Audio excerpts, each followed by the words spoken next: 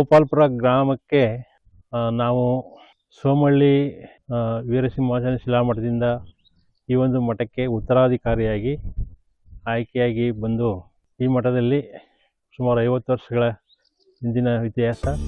ಉತ್ತರಾಧಿಕಾರಿಯಾಗಿ ಈ ಮಠದ ಶ್ರೇಯೋಭಿವೃದ್ಧಿಗೆ ಮತ್ತು ಸಮಾಜದ ಅಭಿವೃದ್ಧಿಗೆ ಕಾರ್ಯನಿರ್ವಹಿಸಿಕೊಂಡು ಸ್ವಾಮಿಗಳಾಗಿ ನಾನು ನಡ್ಕೊಂಡು ಬರ್ತಾ ಇದ್ದೇನೆ.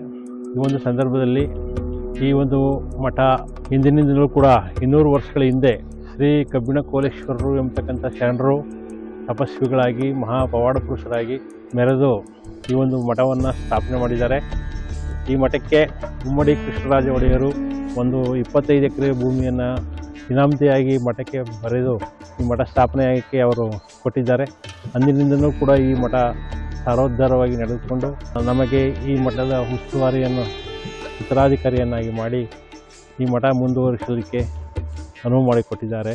ಈಗಲೂ ಕೂಡ ಈ ಒಂದು ದಾಸೋಹ ಎಲ್ಲ ಕಾರ್ಯಕ್ರಮ, ಪೂಜಾ ಕಾರ್ಯಕ್ರಮಗಳು, ಮಠದ ಆರಾಧನೆಗಳು ಎಲ್ಲವೂ ಕೂಡ ಸಾರೋದ್ಧಾರವಾಗಿ ನಡೀತಾ ಇದೆ ಎಂಬತಕ್ಕಂಥ ಮಾತನ್ನು ಈ ಸಂದರ್ಭದಲ್ಲಿ ಹೇಳ್ತೇನೆ.